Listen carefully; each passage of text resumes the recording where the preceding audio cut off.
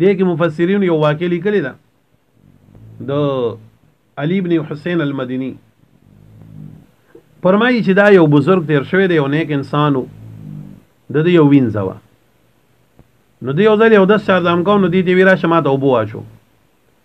په دې وینځي چې ګوزره اوچته کړه نو د کوزي هغه خوله چې به داسې تنګ او د عینې نیولې وه او پاسونت غاړې ته اوبه اچولې دې کې ګړز شو هغه کوزه د لاسه پرېوتې ده او ماته شوه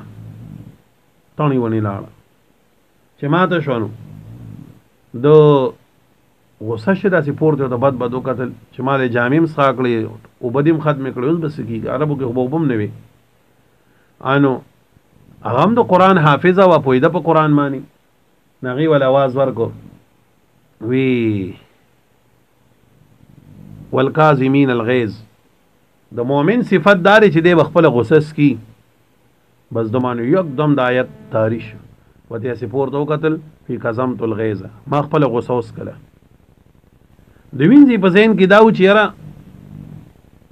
غوسه یې خو وڅکله خو ماپ کړې خو نه یم که نه غلطي خو مې کړې ده ما انور پسې دې څه ووي والعافین عن الناس د مؤمن بل صفت دا دی چې دی به خلکو ته معافي کوي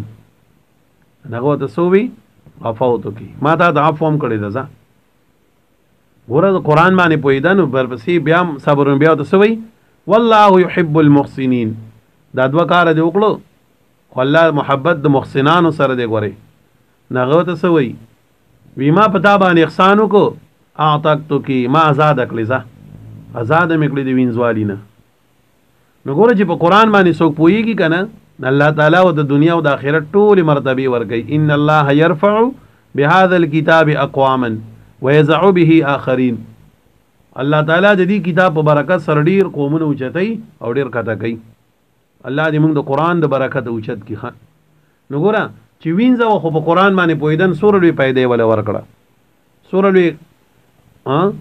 او اوس ښځې په قرآن نه پوهېږي قرآن ته کښېني نه پوه به څه شي قرآن ته کښېنئ قرآن زده کوئ الله دې موږ تاسو ټول په قرآن باندې پوه کړي ښه هغه د هغې زمانې وینځه وه هغې کې هم په قرآن باندې پوهېده په دې وخت کې موږ تاسو ښه آزاد وزګار د چا رامنې اواز نشته او بیا هم قرآن سره محبت هغه شاندي نشته چې څنګه پکار دی قرآن له وخت ورکوئ زده کوئ یې وایي یې تکرار یې کوئ الله دې ما ته د صحیح ویلو تاسو ته د صحیح زده کولو توفیق درکړي ښه پوه شوئ